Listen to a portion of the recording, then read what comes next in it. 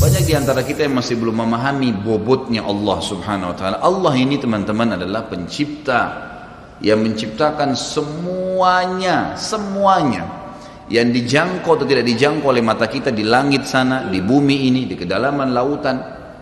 Bahkan Allah memperkenalkan dirinya dalam sebuah ayat yang sangat mulia. A'udzubillahi minasyaitonirrajim. Wa ma tasqutu min waraqatin illa ya'lamuha wa la habbatin fi dhulumatil ardi wa la ratbin wa la yabisin illa fi kitabim mubin. Tidak ada selembar daun yang jatuh dari sebuah pohon kecuali dia tahu, Allah tahu dari pohon mana, berapa kali dia tersentak, kemudian dia jatuh di sisi mana di tanah. Allah semua sudah tahu kapan dia jatuh, kapan daun itu tumbuh, dan tidak ada biji yang basah ataupun kering di dalam bumi kecuali Allah sudah catat semuanya di Lauhil Mahfuz. Allah itu latif, lembut dan mengetahui segala sesuatunya. Basir, ya, atas melihat semua segala satunya. Allah Maha Kuasa. Makanya tingkat tertinggi dalam iman, dalam agama kita adalah setelah Islam, kalau dia cuma kerjakan rukun Islam saja namanya Muslim. Tapi kalau dia gabung dengan rukun iman yang 6, sudah mengerjakan sholat, zakat, puasa Ramadan, haji, kemudian diikuti dengan ke-6 rukun iman, yakin Allah perintahkan, yakin malaikat sedang menyaksikan dan mencatatnya, yakin ini diturunkan dalam kitab Al-Quran, yakin ini diperintahkan pada Rasul Nabi Muhammad SAW, yakin dia akan terima balasannya pada hari kiamat, maka dia ikuti dengan rukun iman, dan ini takdir baik takdir buruk ada dicatatkan oleh Allah SWT, maka namanya mukmin. Tapi tingkat lebih tinggi lagi daripada itu, penggabungan antara rukun Islam, rukun iman, dan ada adab mengenal Allah, namanya ihsan.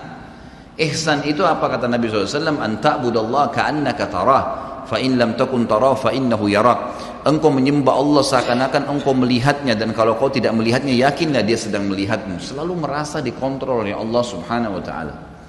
Kalau ada di antara Bapak Ibu yang bertanya pada saya, Ustaz, saya sudah coba khusyuk tapi tidak bisa, masih terasa kayak ada hambatan-hambatan, apa kira-kira sebabnya? Jawabannya cuma satu. Bapak Ibu masih memiliki dosa yang menghambat itu. Selama dosa masih ada, yakinlah tidak akan pernah bisa khusyuk. Nggak bisa. Makin banyak dosa itu, makin berlipat-lipat, makin diulang-ulang setiap hari, maka makin jauh dari Allah Subhanahu wa taala. Seperti orang yang tenggelam ke dalam lautan, belum keluar ke dasarnya, dia kemudian menelan lebih banyak air, maka makin tenggelam dan bisa meninggal dunia. Seperti itulah orang yang berbuat dosa. Maka berbanyak istighfar, seminggu, 2 minggu, sebulan. Sampai Abdullah bin Umar mengatakan radhiyallahu anhuma, ini sahabat Nabi ya, dikenal dengan sahibut ta'assi, orang yang sangat luar biasa dalam mengerjakan sunnah Nabi SAW.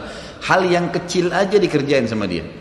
Sampai Abdullah bin Umar, saya pernah ceritakan kalau masih ingat kisahnya, bagaimana beliau memberhentikan 70 kafilah haji di zaman pada saat Nabi SAW sudah meninggal, di zaman pemerintahan ayahnya Umar bin Khattab radhiyallahu anhu ajma'in. Beliau pernah memberhentikan 70 kafilah haji, lalu kemudian beliau bilang, berhenti dari sini, tunggu sebentar dan lihat apa yang saya lakukan. Lalu Abdullah bin Umar jalan jauh sekali, orang semua lihat, apa yang dia mau kerjakan nih orang. Ini ulamanya sahabat. Tiba di sebuah pohon, beliau kencing di pohon itu. Kemudian setelah kencing kembali lagi. Lalu Ka'ab bin Malik, sahabat Nabi yang radhiyallahu anhu, berkata, wahai Abdullah bin Umar, semoga Allah merahmati anda. Apakah anda memberhentikan kami 70 kafilah ini hanya untuk menyaksikan anda kencing di pohon itu? Jawabannya dengan sangat tegas, jelas, iya. Kenapa? Kata Ka'ab, karena saya waktu haji bersama Nabi SAW, Nabi pernah berhenti di sini, pernah kencing di situ. Jadi saya mau tunjukkan ini loh tempat kencingnya Nabi SAW. Saking luar biasanya Abdullah bin Umar dalam masalah ini. Beliau pernah berkata, teman-teman sekalian, padahal terkenal dengan sahibut ta'assi ya, tidak ada sunnah Nabi yang ditinggalkan, selalu dikerjakan. Beliau mengatakan, saya tahu atau saya pernah berbuat dosa, tapi beliau tidak sebutkan, saya pernah berbuat dosa, pelanggaran yang itu kecil di mata saya, mungkin sebuah pelanggaran kecil. Ternyata Allah Subhanahu wa taala mengharamkan saya dari sholat subuh berjamaah sebulan. Jadi kalau ada orang di antara bapak-bapak yang sholat subuh kebablasan tidur, itu ada dosa. Beliau mengatakan bahkan karena dosa kecil itu sudah cukup sebulan saya terharamkan sholat subuh berjamaah. Ada di antara mereka yang mengatakan juga, di antara para sahabat dan ulama tabi'in, saya gabungkan perkataan-perkataan mereka, banyak di antara mereka yang mengatakan, dan hampir sama semuanya. Mereka mengatakan, kami tahu ya, atau saya mengetahui perubahan, ada dosa yang saya lakukan pada saat terjadi perubahan pada pasangan saya. Suaminya kah marah-marah, istrinya kah buat ulah, anaknya kah buat ulah, itu berarti permasalahan ada dalam diri dia. Mereka mengatakan, saya tahu ada kesalahan dosa yang saya kerjakan dengan Allah Azza wa Jal pada saat terjadi perubahan di pasangan hidup saya, anak-anak saya, dan tunggangan saya. Kuda mau dinaikin jadi masalah, kita mau starter mobil pagi, mati mesinnya. Ada saja masalah. Itu berarti ada kendala-kendala berhubungan dengan masalah dosa. Lihat bagaimana pekahnya mereka menjaga hubungan dengan Allah Azza wa Jal. Seseorang di antara mereka seperti hadits Nabi SAW yang berbunyi, orang mukmin kalau berbuat dosa kecil saja, maka dia akan melihat seperti sebuah gunung yang berat di punggungnya. Sementara orang munafik kalau dia berbuat dosa besar, dia hanya melihat seperti seekor lalat yang hinggap di hidungnya lalu diusir seperti ini. Kiat teman-teman sekalian untuk dekat dengan Allah Subhanahu wa taala adalah kata kuncinya paksakan ibadah dan paksakan tinggalkan dosa. Harus dipaksa. Harus kita paksa jiwa kita ini. Cambuk jiwa itu, cambuk dengan ilmu dan keimanan. Mulai sekarang saya mau on time sholat di masjid, tidak mau ketinggalan. Apapun konsekuensinya, paksain. Sesuatu kalau sudah dipaksakan dan menjadi sebuah kebiasaan akan enak dikerjakan. Otomatis. Tapi kalau kita kendor, sesekali saja dikerjakan, maka akan luluh seperti biasa umumnya. Begitu pula dengan dosa. Paksain diri untuk tinggalkan. Lihat yang haram, turunkan pandangan. Mau beli sesuatu, tahan tangan itu supaya tidak beli. Paksa. Nggak ada masalah kok. Tangan kita nggak putus kalau kita nggak beli DVD film yang tidak benar misalnya. Nggak masalah kok. Kuping kita nggak copot kalau kita nggak dengar musik misalnya. Alihkan ke Al-Quran. Setan goda, lawan. Jangan terus menerus kendor imannya seperti kerupuk. Sedikit diramas sudah hancur. Ini jangan. Sampai kapan Bapak Ibu mau terus berlale-lale dalam jauh dari Allah SWT? Sementara iman itu levelnya sangat jauh. Makin kental maka makin terus, sampai para ulama mengatakan kenikmatan iman akan terus dirasakan oleh seorang hamba selama dia terus mendeteksi dirinya dan juga dia berusaha bermuhasabah setiap detiknya. Ini sudah ketaatan bukan? Ini sudah ketaatan bukan? Ada kemaksiatan ditolak sama dia. Harus begitu. Dan harus kita mulai dengan diri kita sendiri dengan cara memaksanya. Gak bisa enggak. Kita kalau nggak paksa nggak mungkin. Harus Bapak Ibu sekalian. Orang lain telepon nanti kita atau lihat perubahan, kamu alimnya, ingat majelis ilmu seperti ini Bapak Ibu sekalian. Saya sering ulangi kalimat ini. Saya nggak datang jauh-jauh dari rumah saya ke sini untuk menghibur Bapak Ibu cerita dongeng atau hibur Bapak Ibu dulu sini sejam 2 jam. Ini bukan. Ini kita sedang bahas wahyu. Wahyu ini penyampaian dari Tuhan Allah pencipta langit dan bumi untuk membawa pada perubahan. Kalau Anda hadir di majelis ilmu dan Anda pulang setelahnya terasa, ya kenapa ya saya kayak merasa ada beban nih, kayak saya merasa bersalah, kadang-kadang kita menangis, itu semua peringatan dari Allah SWT. Ambil, oh ini berarti kebaikan, itu kebaikan, karena Allah mau dengan perasaan itu kita berubah. Ada perasaan untuk berbuat dosa jadi takut karena sudah hadir di pengajian, itu tanda keimanan. Termotivasi untuk mengerjakan ibadah, hadir lagi di majelis, iya. Begitu teman-teman lihat kamu alim ya sekarang, iya alhamdulillah saya sangat bersyukur sama Allah. Jangan malu ucapin itu. Alhamdulillah saya berubah, saya merasa luar biasa, saya bersyukur sama Allah karena Allah masih bisa berikan keselamatan saya sebelum saya meninggal. Mudah-mudahan kamu juga bisa rasainnya keimanan saya. Motivasi dia supaya dia mau ikut. Ini enggak. Kamu sekarang alimnya, masa pakai jilbab begitu? Kenapa kamu pelihara jenggot? Masa azan harus selalu ke masjid? Kemarin, oh iya, udah sini aja sholat sama saya. Kendor, sholat di rumah. Kendor, ganti lagi kembali jilbabnya jilbab gaul dan seterusnya. Ini sampai kapan kita mau tergoda nih kira-kira? Waktu terus berjalan. Ingat, setiap peluang ibadah, Bapak Ibu sekalian, ingat Allah peringatkan Anda dan saya seperti cuma ini, penyampaian. Dan kita yang mengubah diri kita. Tidak mungkin saya mengontrol Anda satu-satu di rumah Anda, atau tidak mungkin Allah Subhanahu wa taala menurunkan tangan dari langit. Tetapi Allah Subhanahu wa taala memberikan kepada kita penyampaian dan memberikan hati nurani untuk bisa menyentuh hati nurani kita agar kita melakukan, mengerjakannya. Harusnya begitu. Jangan pernah malu untuk berubah menjadi orang lebih baik. Yang malu itu kalau kita menjadi orang lebih buruk. Ingat, peluang-peluang ibadah yang Anda sudah sia-siakan, wallahi Bapak Ibu sekalian, demi Allah Anda akan sesali nanti. Di hari kiamat nyesal, ya Allah, kenapa dulu saya enggak puasa Senin itu ya? Nyesal, ya Allah, kenapa dulu saya enggak sholat tahiyat masjid ya? Saya malah duduk di depan masjid cuma ngobrol-ngobrol. Ya Allah, kenapa dulu saya enggak maksimal bacanya cuma surah pendek ya? Kenapa enggak surah panjang ya? Ini ibadah saja bisa kita sesalin, apalagi kalau dosa. Malah lebih parah itu. Menyesalnya luar biasa, tapi enggak ada gunanya. Peluang-peluang ibadah yang Anda sudah sia-siakan tidak akan pernah bisa diperbaiki. Gak bisa. Ini tadi kalau ada orang tidak ikut sholat sama kita berjamaah maghrib misalnya, kemudian mereka ikut di pengajian lalu merasa tersentuh, coba ya saya ikut dari awal ya. Memang betul, penyesalan bagus, tapi sudah dicatat dan tidak akan pernah berubah di buku amal. Pada hari itu, jam itu, sholat itu telat, pahalanya beda dengan orang yang awal waktu. Apa yang membuat dia telat? Ya dia sendiri konsekuensinya. Jangan ya gitu. Makanya motivasi Nabi SAW sangat banyak untuk mengerjakan sholat di awal waktunya, motivasi untuk di saf pertama, motivasi untuk tidak ketinggalan takbiratul ihram pertama imam. Semuanya itu untuk menjaga hubungan dengan Allah Azza wa Jalla. Jadi untuk dekat dengan Allah harus memaksakan diri dalam ibadah dan harus memaksakan diri untuk meninggalkan dosa. Bagaimana tangganya untuk sampai ke sana? Ilmu, majlis ilmu. Hadir di majelis ilmu seperti ini Bapak Ibu sekalian, saya bukan mengatakan karena saya menyampaikan, siapa saja di antara teman-teman dai yang sampaikan, semoga Allah ikhlaskan niat kita semua, itu harus dihadiri, harus. Hadiri majelis ilmu akan mengubah kita. Kalau tidak, dengar, bawa Walkman, bawa headset, bisa dengar di HP kita. Sekarang bisa daripada kita nonton, orang banyak habisin pulsanya hanya nonton YouTube hal-hal yang tidak ada manfaatnya. Nonton ceramah tuh, dengarin. Sambil belanja, sambil macet di jalan, pasang headset di kuping, kemudian kita dengarin ceramah-ceramah itu. Tambah ilmu dengan ilmu, tidak ada kata cukup. Kata para ulama salaf, ilmu itu, ilmu syar'i yang merupakan tangga membawa kita kepada hubungan dengan Allah yang sangat baik, karena dengan keimanan akan muncul, iman akan muncul dengan ilmu itu, ya dia akan memberikan setengah hidupnya dengan cara kita membayar dia dengan seluruh hidup kita. Nggak bisa. Seminggu sekali itu nggak cukup, nggak cukup. Apalagi ada orang sebulan sekali, apalagi ada orang cuman kalau lagi ada waktu lowong, ini nggak bisa. Kita sibuk Bapak Ibu sekalian memberikan makan tubuh kita, makan makanan, minum macam-macam variasi, betul untuk fisiknya sehat, tapi ruhnya kurus, kerempeng, sakit, itu luar biasa. Tapi kalau kita balik, fisik kita yang biasa cukup kenyang sudah, tapi ruh kita berikan kesehatan yang luar biasa. Orang kalau ruhnya yang sehat Bapak Ibu sekalian, semuanya jadi kecil buat dia. Julaibib radhiyallahu anhu sahabat Nabi itu, saking kecilnya badannya itu sampai diangkat oleh Nabi SAW dengan satu telapak tangan karena kecilnya badannya. Tapi di perang ya Uhud dia bisa membunuh 7 orang kafir.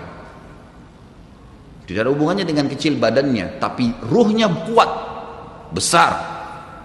Waktu Nabi SAW balik dari perang Uhud dan terkalahkan oleh orang-orang kafir Quraisy dengan hikmah Allah Subhanahu wa taala, semua sahabat waktu itu mati syahid 70 orang di Uhud, sisa 630 orang bersama Nabi SAW, semuanya terluka, dan minimal luka sahabat waktu itu minimal 7 luka, sabetan pedang, hantaman tombak, sobekan, pokoknya luka semua sahabat. Sampai ada sahabat sudah nggak bisa jalan karena kakinya sobek, punggungnya sobek, dinaikin di kuda, tiba di rumah tinggal dibaringin. Lihat bagaimana para sahabat mengetahui bagaimana hubungannya dengan Allah Subhanahu wa taala dengan ilmu yang sudah tertanam yang Nabi SAW tanamkan dalam hati mereka, bisa mengubah segala sesuatu. Subhanallah, tiba pulang menjelang maghrib ke kota Madinah, istirahatlah para sahabat ini, mereka lagi obatin obat luka mereka. Nabi SAW dapat wahyu menyuruh Nabi SAW dan para sahabat keluar mengejar Quraisy. Quraisy ini jumlahnya waktu itu ya 1.000 orang, 3.000 orang pasukan Quraisy, yang terbunuh cuma sekian belas saja mereka. Dan mereka sudah merasa bangga dan pulang ke kota Madinah, pulang meninggalkan Madinah, karena Uhud itu dekat Madinah. Kemudian mereka bangga dengan itu. Keesokan paginya habis sholat subuh kata Nabi SAW, wahai sahabat-sahabatku, Allah Azza wa Jalla memerintahkan kita untuk mengejar Quraisy. Maka pulanglah masing-masing kalian di suku kalian, lalu motivasi siapapun yang ikut kemarin di Uhud, semua, mau sakit, mau enggak, mau luka, mau enggak, tapi ini luka semua nih, minimal punya 7 luka ya. Kita kadang-kadang mungkin kuku kita kecabut aja sudah susah ke masjid, ini sabetan pedang, sobek, rusak semua tubuh mereka. Dikatakan dalam riwayat sampai para sahabat ada yang tidak bisa ngomong karena sudah kesakitan yang luar biasa. Kata Nabi SAW, semua yang ikut di Uhud kemarin keluar lagi. 630 orang semua harus keluar. Bagaimana caranya? Pokoknya ngumpul keluar, perintah Allah. Coba bayangin, kita kadang-kadang habis olahraga saja capek, Diajak keluar sama istri atau diajak keluar sama suami, kita sudah nggak mau keluar. Capek biasa olahraga. Atau mungkin penat, capek duduk di kantor mau istirahat. Ini habis perang, badannya disabet-sabet, diajak berperang lagi nih. Apa yang terjadi teman-teman sekalian? Pulanglah pimpinan-pimpinan suku sahabat ini, dimulai dengan Sa'ad bin Mu'adz radhiyallahu anhu, sahabat Nabi yang mulia. Luar biasa ini. Orang ini pada saat meninggal, kata Nabi SAW, goncang arsy-Nya Allah dengan meninggalnya Sa'ad. Saat pulang ke kaumnya lalu berkata, wahai kaumku, sesungguhnya Nabi SAW menyuruh kalian untuk kembali menyerang Quraisy. Pada saat itu mereka lagi kumpul saling ngobatin luka, dan di depan mereka yang saling ngobatin luka itu adalah Usaid bin Khudair, sahabat Nabi yang mulia. Ini sahabat Nabi yang satu dari Aus ini, kalau membaca Al-Quran malaikat turun dari langit dengarin bacaannya. Luar biasa. Lagi ngobatin lukanya sambil dia berkata, waktu dikatakan Nabi SAW menyuruh kalian mengejar Quraisy, kata Usaid bin Khudair lagi ngobatin lukanya, sami'na wa ata'na, kami dengar dan kami patuh, ditinggalin lukanya. Lalu seluruh suku itu saling nopang satu sama yang lain, mendatangi masjid Nabi SAW untuk ikut berperang lagi. Nggak ada satupun yang tinggal. Ada yang luar biasa, saya terus terang nangis waktu dengar kisah itu. Luar biasa, 2 orang anak muda Ansar, saya setiap kenang kisah ini selalu nangis, nggak bisa tahan karena luar biasa. Anak 2 orang ini belasan tahun umurnya, dan dua-duanya nggak bisa jalan, Bapak Ibu sekalian, nggak bisa jalan. Luar biasa. Sudah sobek kakinya, sobek punggungnya, bahkan dikatakan di bagian leher ada irisan, di bagian lehernya ada irisan, gitu kan. Kesakitan. Dua-dua ini diturunkan dari kuda, ditidurkan, adik kakaknya. Tapi saya tidak ingat, namanya tidak disebutkan dalam kisah, tapi ini kisah luar biasa. Dan kemarin kebetulan Imam Masjid Haram atau saya lagi umrah nyebutin kisah itu juga. Hampir satu masjid orang menangis mendengarkan kisahnya. Dia mengatakan, waktu sampai ke telinga adik kakak ini, umurnya belasan tahun ya, di bawah 20 tahun. Kalau Nabi SAW memanggil seluruh yang hadir di Uhud untuk kembali berperang. Ini mereka nggak bisa jalan nih. Si kakak bilang sama adiknya, kita nggak bisa tinggal di sini nih. Rasulullah SAW sudah memanggil kita untuk menjawab panggilan Allah. Kata adiknya, bagaimana caranya kita merangkak? Bagaimana caranya kita ke sana? Nggak ada yang bisa nopang. Ini berdua lagi sakit. Mereka cuma tinggal sama ibunya. Lalu berkata si kakak, sekali saya seret kamu, sekali kamu seret saya. Mereka saling seret satu sama yang lain, Bapak Ibu sekalian, sampai di hadapan masjid Nabi SAW. Lihat bagaimana iman mereka kepada Allah Subhanahu Wa Taala, luar biasa. Dan ini tidak bisa kecuali kalau dipaksakan. Kalau tidak dipaksakan nggak bisa. Semoga Allah Subhanahu Wa Taala jadikan kita orang yang selalu memaksakan diri untuk ibadah. Karena kalau tidak, kita nggak paksakan, kita akan mati dalam keadaan konyol dan menyesal, karena tingkatan-tingkatan di surga akan hilang. Percuma. Baik, saya bacakan pasal kedua. Adab terhadap Allah Subhanahu Wa Taala. Seorang muslim hendaknya melihat segala sesuatu yang telah diberikan Allah kepadanya dengan tiada terhingga, yakni berupa kenikmatan yang tak terhitung. Terlindungnya dia pada saat menempel di dalam rahim ibunya, ketika berupa nutfah atau air mani, menentukan perjalanan hidupnya hingga hari bertemu dengan Rabb-Nya Allah Azza wa Jal. Hendaknya ia bersyukur kepada Allah atas nikmat itu dengan lisannya, yakni memuji dan menyanjung Allah secara semestinya. Juga bersyukur kepada Allah dengan anggota badan, dengan cara menggunakannya di dalam ketaatan kepada Allah Subhanahu wa taala.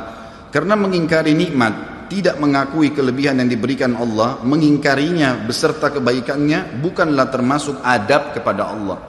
Sebagaimana Allah berfirman dalam surah An-Nahl ayat 53, A'udzubillahi minasyaitonirrajim. Wa ma bikum min ni'matin faminallah. Dan apa saja nikmat yang ada padamu, maka itu dari Allah datangnya. Dalam surah An-Nahl ayat 18 Allah berfirman, A'udzubillahi minasyaitonirrajim, wa in ta'uddu ni'matallahi la tuhsuha. Dan jika kalian menghitung-hitung nikmat Allah, maka kalian tidak akan mampu untuk menghitungnya. Begitu banyak nikmatnya Allah, Bapak Ibu sekalian. Kita berbuat maksiat, pelanggaran-pelanggaran, tapi Allah masih bisa memberikan kita oksigen gratis, cahaya masih bisa ditangkap oleh mata kita, telinga kita masih bisa menangkap suara sehingga mengetahui apa yang diinginkan oleh kita. Setelah bertahun-tahun berbuat dosa, dengan taubat kepada Allah, Allah bisa ampuni. Itu luar biasa. Nikmat Allah tidak bisa terhitung. Rugilah orang-orang yang tidak menyembah Allah Subhanahu wa taala. Dan kalau seandainya, kata Ibnu Taimiyah rahimahullah, Orang-orang yang bermaksiat kepada Allah itu tahu bagaimana nikmatnya keimanan yang ada dalam hati kami ini, sehingga kami bisa menangis dan kami bisa merasakan dekatnya dengan Allah, bahkan merindukan surga dan selalu merasa diri jauh dari neraka. Maka niscaya mereka akan membelah dada-dada kami dan mengambil keimanan itu, karena mereka tidak akan pernah merasakannya. Keimanan akan membuat makanan sederhana menjadi mewah, tidur di tempat yang biasa akan menjadi nyaman, bahkan cobaan seberat apapun menjadi kecil buat kita, karena keimanan kepada Allah Subhanahu wa taala. Dan itu sebuah nikmat. Itu hanya bisa dirasakan kalau kita betul-betul memaksakan diri beribadah kepada Allah Subhanahu wa taala. Allah berfirman dalam surah Al-Baqarah 152 dari selanjutnya, A'udzubillahi minasyaitonirrajim. Fadhkuruni adzkurkum washkuruli wala takfurun. Ingatlah selalu aku, kata Allah. Selalulah berzikir, selalulah patuh, selalulah kerjakan ketaatan-ketaatan, nikmatilah yang halal, jauhilah yang dilarang, maka aku akan ingat kepada kalian. Bayangkan kalau seorang presiden mengingat kita, bagaimana bangganya kita disebut-sebut nama kita di hadapan orang-orang yang di sekitarnya. Bagaimana dengan Allah pencipta langit dan bumi yang mengingat kita. Dan bersyukurlah kepadaku dan jangan kalian mengingkari nikmat-nikmatku. Oleh karena itu, tidaklah beradab jika seseorang lari kepada sesuatu yang tidak memiliki tempat pelarian, bersandar kepada yang tidak memiliki kemampuan apapun, serta bertawakal kepada yang tidak mempunyai daya dan kekuatan. Allah Subhanahu wa taala berfirman dalam surah Hud ayat 56, A'udzu billahi minasyaitonir rajim, ma min dabbatin illa huwa akhidun binasiyatiha. Tidak ada sesuatu atau tidak ada suatu binatang pun melainkan dialah yang memegang ubun-ubunnya. Allah Subhanahu wa taala memegang semuanya. Harimau pun yang buas. Demi Allah Bapak Ibu sekalian, kalau Anda minta kepada Allah, tidak akan bisa menerkam Anda. Pasti itu. Api pun tidak membakar Nabi Ibrahim alaihissalam karena memohon kepada Tuhannya api itu. Semuanya bisa berubah dengan hubungan kepada Allah Subhanahu wa taala. Ini kekuatan yang luar biasa. Seseorang kan sangat tenang hidup dimanapun asal dia jaga hubungannya dengan Allah Subhanahu wa taala. Dalam surah Zariyat ayat 50 Allah Subhanahu wa taala berfirman, A'udzu billahi minasyaitonir rajim, fafirru ila Allah inni lakum minhu nadhirun mubin. Bersegeralah kalian kembali kepada Allah, taatilah Allah, sesungguhnya aku sebagai pemberi peringatan yang nyata dari Allah Subhanahu wa taala kepada kalian. Nabi SAW mengingatkan orang-orang Mekah pada saat mau turun ayat ini. Beliau mengatakan, wahai orang-orang Quraisy, apakah kalau saya mengatakan bahwasanya di luar kota Mekah ini ada pasukan yang akan menyerang kalian, kalian akan percaya apa yang saya ucapkan? Kata orang-orang Quraisy, tentu saja hai Muhammad, karena kami tidak pernah dengar kamu bohong sekalipun seumur hidupmu. Maka Nabi SAW segera menunggangi keadaan tersebut, mengatakan, wahai Quraisy, ketahuilah sesungguhnya saya utusan Allah dan di belakang saya ini ada azab yang menyedihkan, jangan sampai kalian kufur.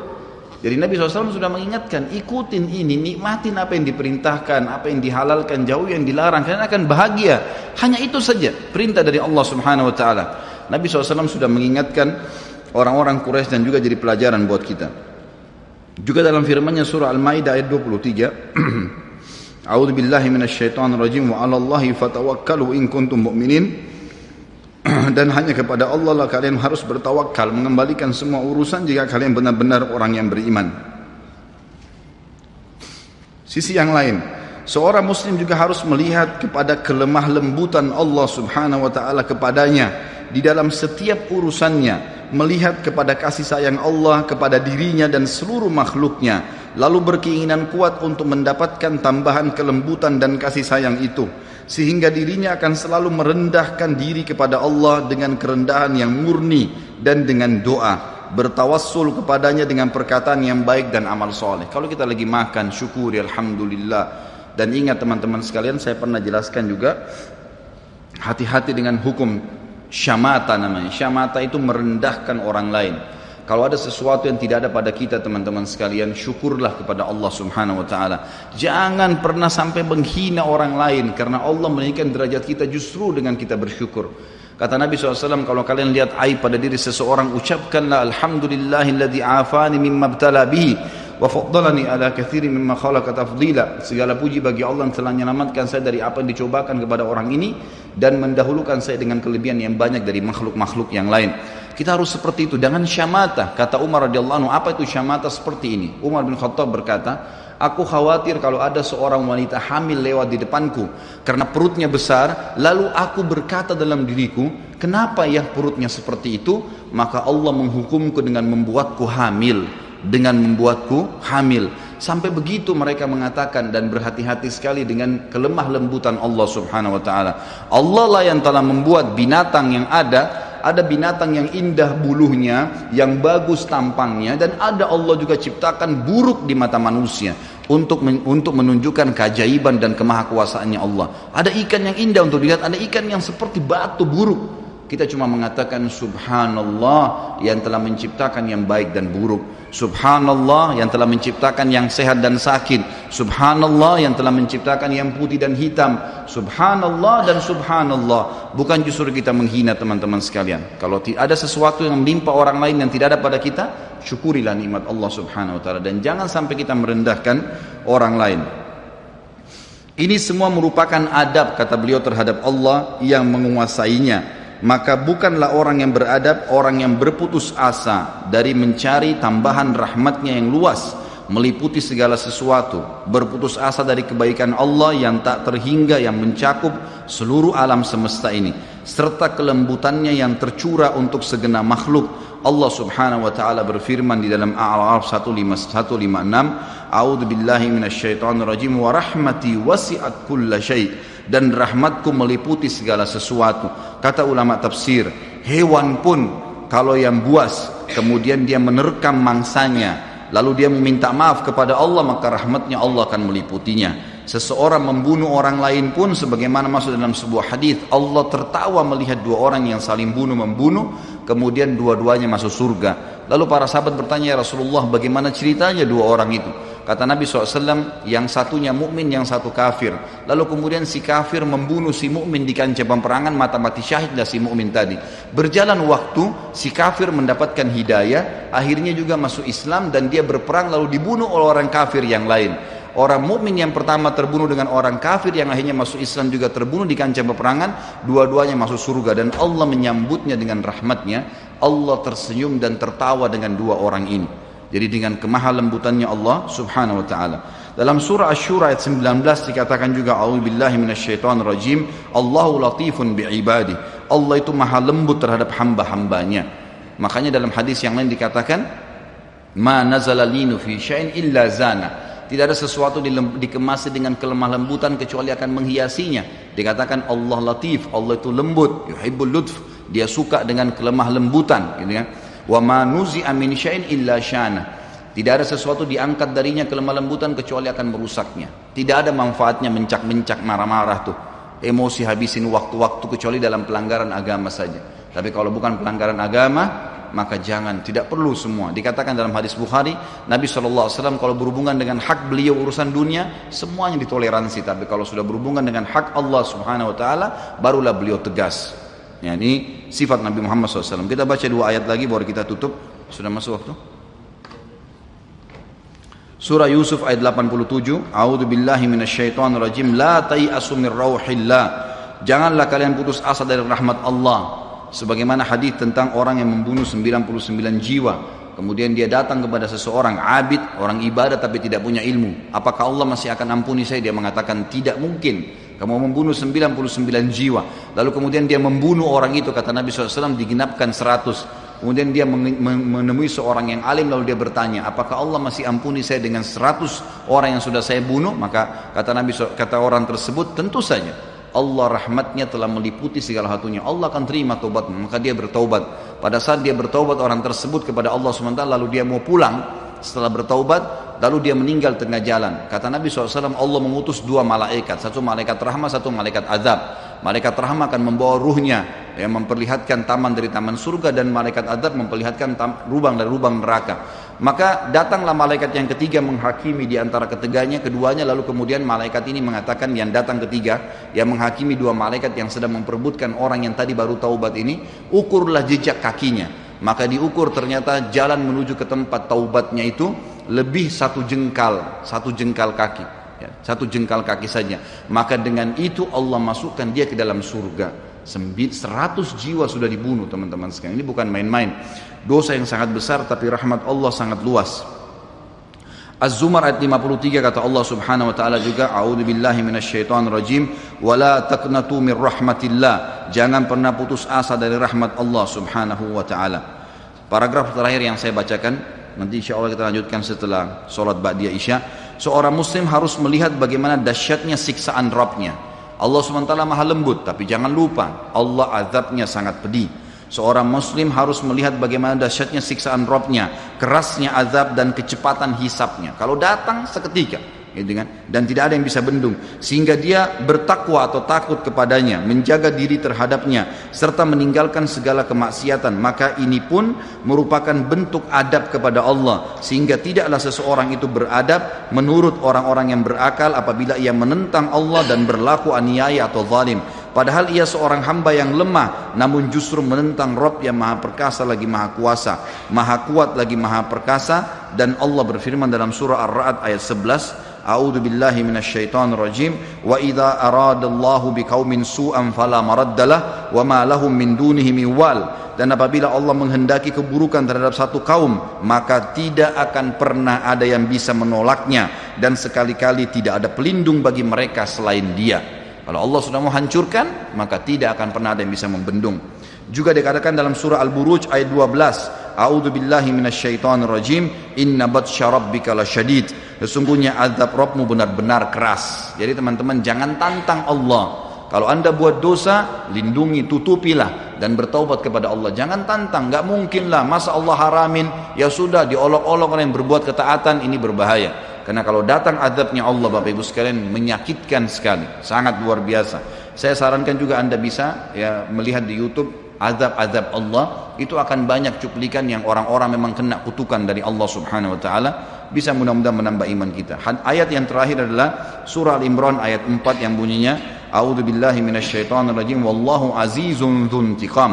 Allah itu maha perkasa, maha mulia, dan Allah mempunyai balasan siksaan yang sangat keras. Ingat, Allah memang maha pengampun, tapi Allah juga dari sisi lain azabnya sangat keras. Maka harus hati-hati Bapak Ibu sekalian dalam menjaga hubungan dengan Allah Subhanahu wa taala.